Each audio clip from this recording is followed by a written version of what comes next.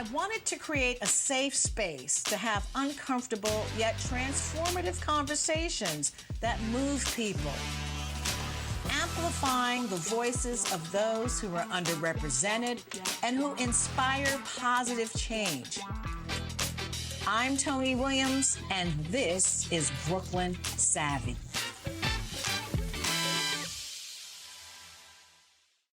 Welcome to Brooklyn Savvy, where we engage in meaningful conversations to foster a deeper understanding and connection. I'm your host, Toni Williams, and I am thrilled that I have a guest co-host, Lurie Daniel Favors. Now, you are the Executive Director of the Center for Law and Social Justice at Medgar Evers College. Right. You are a force. My viewers wanted you back. I mean, I so admire the work that you are doing in this space. But we are here to talk about Project 2025 and all things that with L. Joy Williams. Now, you, of course, are the president of the Brooklyn branch of the NAACP and vice president of the New York State Conference. Yes. Delighted to have you and have admired you for years, but you're young, so I'm not gonna say years and years and years. Well, thank you. But anyway, this is a somber moment to me. You know, I've lived a long time, and I've seen this country's ups, the civil rights movement, affirmative action, all those things that helped to build some sort of equity in this country, to see all of it being eroded. Talk to us about Project 2025, because there are still people that don't know what this is and what the implications of this are.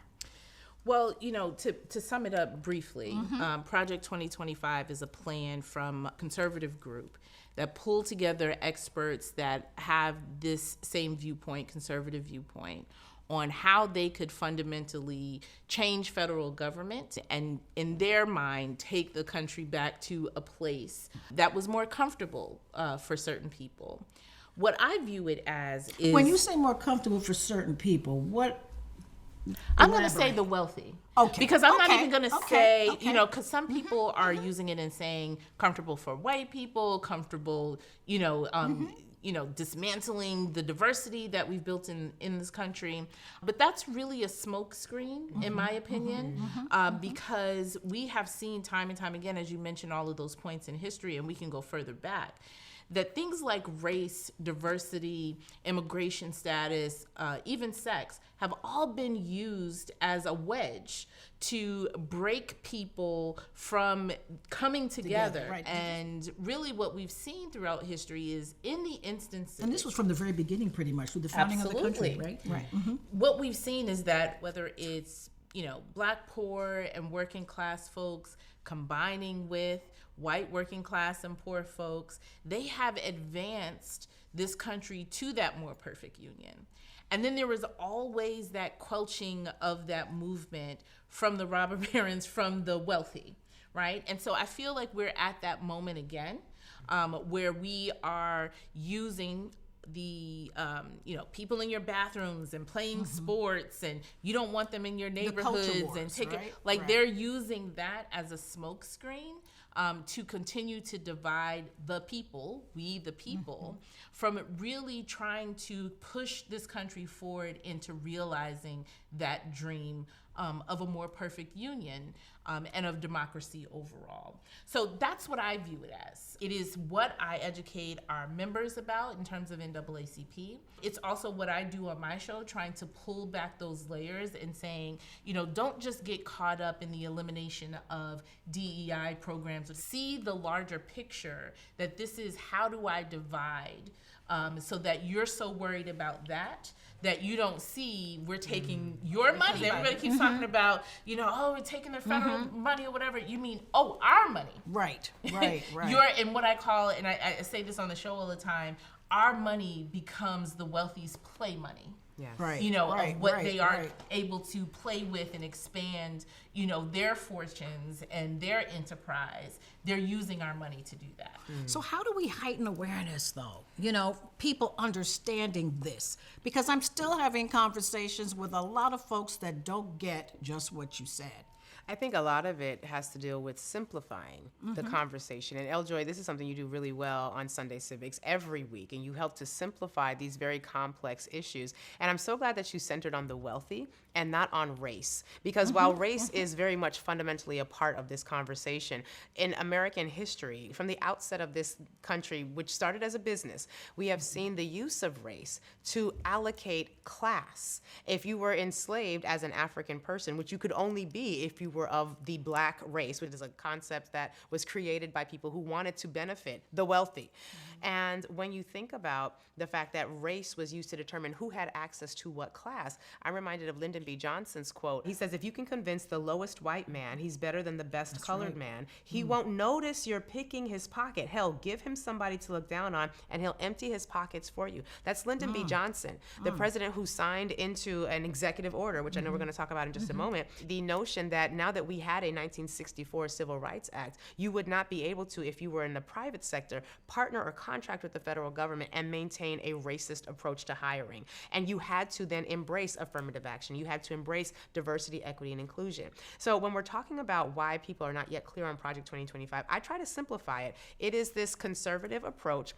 Billionaires. It's the Billionaire Playbook on how to remake the government into a playground for further billionaire activities. There are 4 parts to Project 2025. The first is that 922-page document, which many people... is very voluminous. It's voluminous by design, hard to read by design, but that laid out what, in the vision of these wealthy billionaires, a better America looks like. It cuts every social service benefit that most of our communities rely upon. It cuts the social welfare. It cuts the social safety net that most of our communities have had to use at some point or another. That's part one. Then they had a database, a conservative database, where they encouraged their followers and people who were very committed to the principles of the Heritage Foundation, which is the authoring organization that the umbrella under which these other organizations gathered. And then part 3 was a training, a boot camp program for those tens of thousands of people that they were trying to get resumes from. Now, we might be asking, why were they trying to get tens of thousands of resumes? Why was their goal 50, 60, 70,000 resumes? Well, because part of part 3 includes the reactivation of an executive order, Schedule F. Schedule F was actually something that the administration currently in power tried to implement the first time that they were in power. And Schedule F basically gives to the president the capacity to fire wholesale federal workers who currently have a lot of federal protections. Does this sound familiar? We are in part 4 right now. And we are about a... Now, this was in the document? This was in the document. This was on the website, project2025.org. So we could have known this if we had read the document, but, you know. And thank God for people like Taraji P. Henson, who at, I believe it was the BET Awards, told people to look it up. By the time Taraji P. Henson said that, people like Eljoy, people like myself, I have a daily show on SiriusXM. We did 5 minutes of Project 2025 to try to cut through the noise. But one of the tools that the wealthy try to use and have used very effectively is mass marketing, disinformation and misinformation campaigns. Propaganda. And we just learned that this current administration just spent $200 million to have an ad campaign to basically convince Americans that the Department of Governmental Efficiency, which I like to call the Department of Governmental Espionage, is actually saving them money, when what they're doing is identifying line items in budgets that they disagree with. They have not produced a single item of fraud, evidence of waste, evidence of abuse. Now, there are plenty of things that they don't like that are in the current budget, but that is not the same thing. And so we are in a moment right now. All of a sudden, I'm scared. Well, yeah. All of a sudden, I'm real scared. Quite often, folks like Lurie and I get accused of being, you know, like fearmongers of thing, whatever. And but it's maybe like, we need you this. should be fearful of what's to come, because as Lurie, you know, laid this out pretty efficiently in terms of what it all encompasses, this drastically changes the role of the federal government and basically takes us to pre-FDR. Because before the New Deal, Americans had a very different view of what federal government could do and should be doing, right? There wasn't as much demand. So the government spent an immense amount of money in communities and in states in order to, you know, build the economy, build the middle class, right? We spent money on building stability. schools. I thought that was done to keep us the society stable. But at least that's what I and learned. even then, we didn't fully expand it, right? Like, it wasn't as if we fully invested. Well, it didn't include us.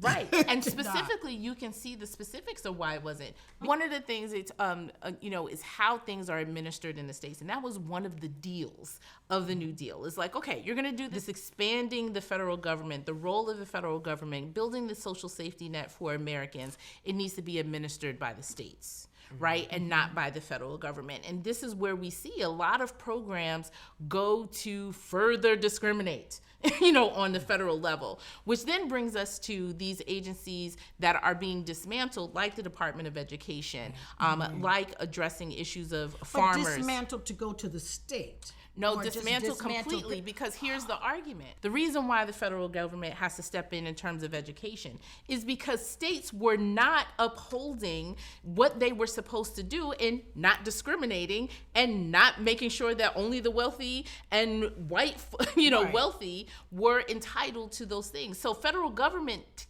kicks in and creates basically guardrails by states that say, you can't discriminate, right? And it's the federal government who makes sure that doesn't happen. Same thing from Department of Education. Their campaign to end the Department of Education is responsible for how you make sure that those who have special needs, make sure that school districts are providing the resources necessary for them. Our system is designed for participation. And the people who are participating the most are who are getting the most out of it. And that is the wealthy. I like that idea of the system for participation. That's Yes. right. And that's why there is this orchestrated campaign to dismantle that. Because we have a system of checks and balances. But if you dismantle that and say that we only want to have the executive have the power, if we want to take 250 years of us building a democracy, building a more perfect union, and instead demand a king, this is where we end up. But could this be the moment where it's all revealed? Where people, Perhaps. right, because perhaps. So Marcus Garvey has this quote that when all else fails to organize the people, conditions will. And Eljoy, you had said something a moment ago about our expectations of government. For a significant portion of this nation's history, where you did not get a Social Security check when you finished being able to work, Right, you just out there on your or own. you went to the Right, poorhouse, right. or it took the Great Depression and these FDR New Deal programs to create this notion in the mind of the public that, no, you should be able to work for a certain period of time and then your government should take care of you. What's so important about that is that because that was revolutionary, because that had not happened before, you had to train the populace to understand that this is now something that we can demand, we can expect. If you destroy these programs, and you destroy the infrastructure for these programs, you change the mindset of the people. You had mentioned one of the young people that you're connected with who said, oh my gosh, so our rights are just gone? Right. Because in the mind of a generation that's never had to fight for these rights and doesn't understand how they got here, the idea that someone could remove the right and then that's just the end of the conversation is what the wealthy are counting on. Oh, good, yes. That's what they want to happen because they've never liked Social Security. They've never liked these social benefits and they've fought But they against don't it even vigorously. pay into it like the rest of us do. Well, but they could be playing with that regression. money Regressive because tax. our money becomes their It's- what? play Play money. money. It started as a slow chip away of even questioning whether or not you're receiving the correct information. And it's hard, particularly for people of color, particularly Black folks, right? Because there have been long stories of things that we know are not true, that you've been like, how old you were when you found out about COINTELPRO, how long you found out about your government actively working against you, right? And so they know you have that basis. That's how Russia was able to manipulate Black folks, or at least the conversation during a presidential election.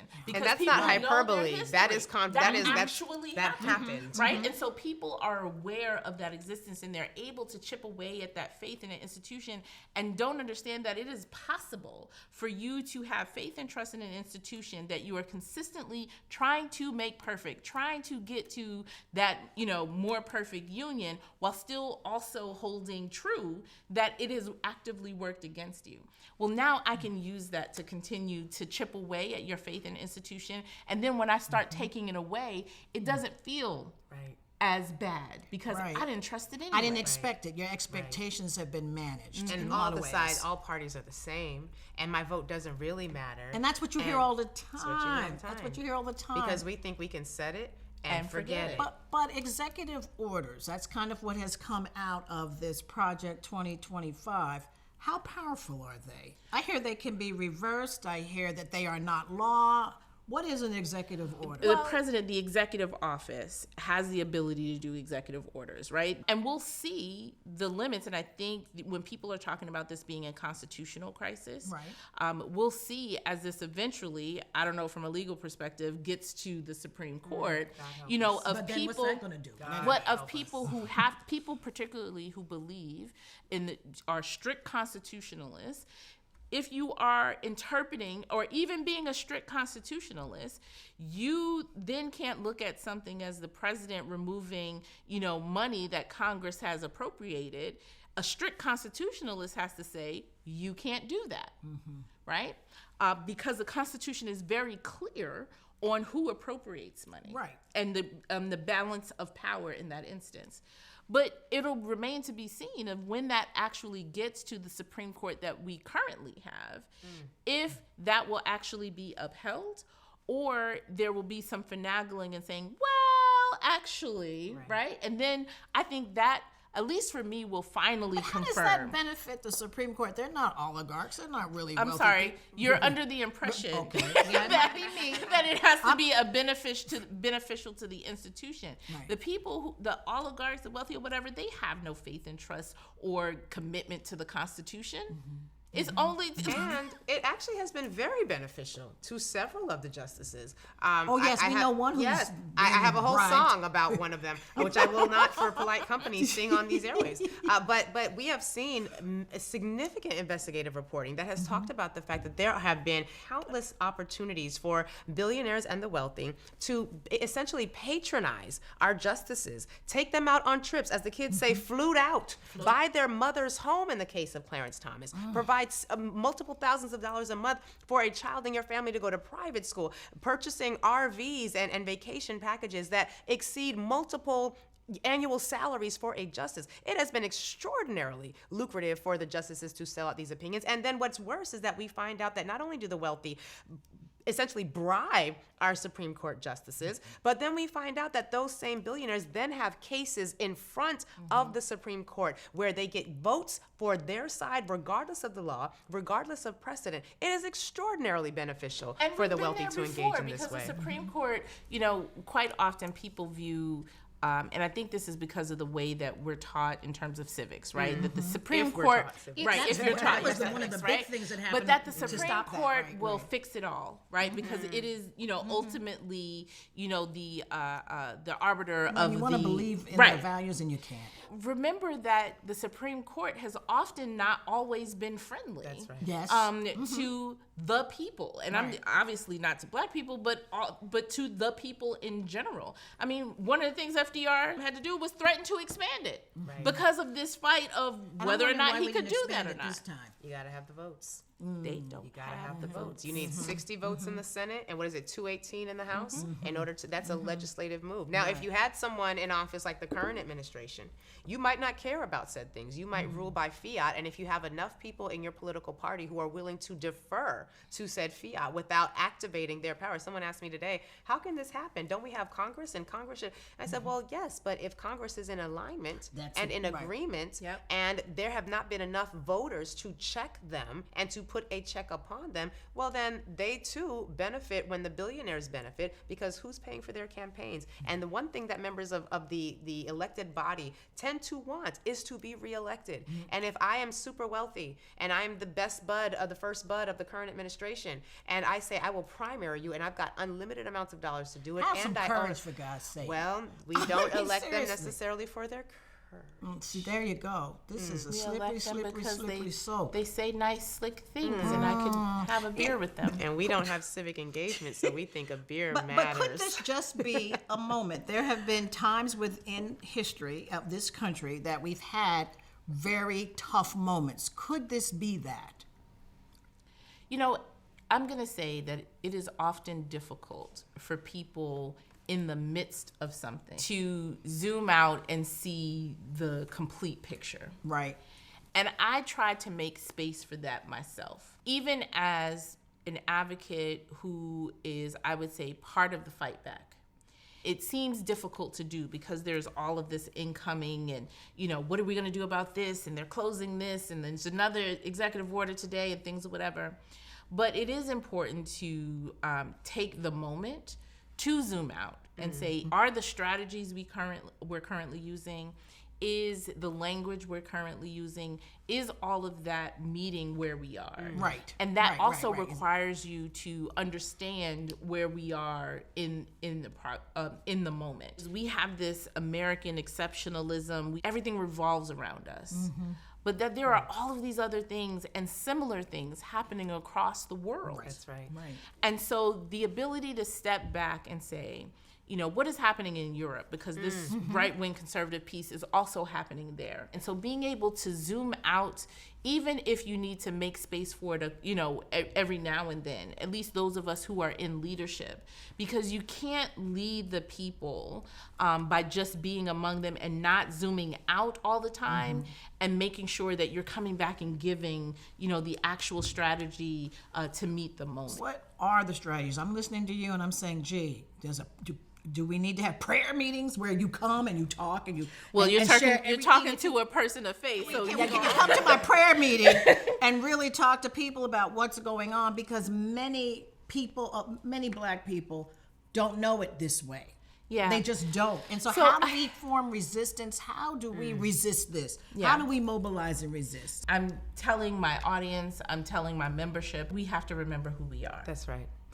And when you say that, unpack that. Yeah, I am. Okay. Lurie said something earlier about the young people in your life, about them not knowing, you know, the hard-earned fights. And this is not just teaching somebody about the Montgomery bus boycott. I believe in DNA memory, right? So this is a memory of who you are, who you come from, you know, the path to get here, and that you do have fight back in That's you. right. And so in order to build that muscle, right, you have to identify it and you have to show it. And I think we need to double down in our homes, in our communities, to remind people of who you are, okay? And then as a faith person, and also whose you are. The second thing, Whose you are. Yes. I like that. The second thing I say is that you have to get local. Yes. Okay. It is very easy to get caught up in what's happening in DC and, you know, around the world and stuff, because there is daily conversation and daily headlines about it. It's also easy to tune out. But it's harder to get the information about what's happening locally in your community and in your state. So where do we get the info? Because a lot of folks are saying that they don't know where to go to get the information. Yeah, but that requires you to be in community. Yep. That exactly. requires Right, you to right, you right. live somewhere, and it requires you to be engaged in what activism and engagement is happening in your local community, and doubling down there, Which because means that's you where. can't just sit on the couch and scroll about it. Right. Or You gotta complain that- actually, right, you gotta that you don't be belong involved. to You things. might Right. need to join an organization. join. And so that's why I'm saying getting local and sort of building our institutions or recommitting to our institutions, because those are the spaces. Where is the community church that will cover you if somebody comes marching down a street? Where is the community center? Where are the people that if you are screaming, hollering that something has happened, that they will respond? They will come with the buckets of water. They will come with the blankets. They will come with the food, right? But that requires you to be in community and build institutions that will be there for others. But we need more than us. So how do we bring others into this? You know, it's not just a Black problem. It's a problem that's hitting everybody. So how do we create the Well, connections? that brings me to my last point. It seems Okay. like you read me listen to my show, is in terms of building coalition. Yes. Right? I think building coalitions amongst our neighbors and other institutions to continue this fight back is important.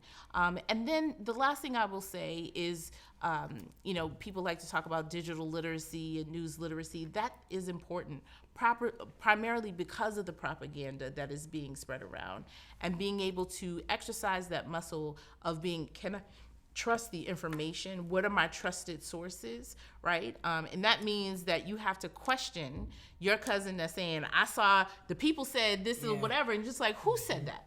Where was it? Where did you see it? Where, and being able to question the information that you received and understanding the difference between somebody's opinion and spreading information versus this is news and fact. I always say, tell me what happened, but before you tell me why it happened in your view. Right? And so being able to do that. I just got a question for both of you. What should people be reading? Okay, what should folks read so that they can be like the two of you without having to go to law school? Listen, I don't or should they be listening to your shows? How does this population inform itself? Well, I think, the benefit of this time period is also the access that we have. I say this to my kids all the time about their phones. I was like, you spend your time on the TikTok and like all this stuff, and now I sound like an old person. Yeah, on the TikTok. And the Instagram. Adding from there. But you have so much more access that is not, restricted. And I would say, yes, listen to our shows. Reading is very, very important. It's fundamental. Yes. Well, unfortunately, that is all the time we have. This was a fantastic discussion, ladies. And thank you so much for sharing all your insights and knowledge with our Brooklyn Savvy audience. And we will see you next time on Brooklyn Savvy.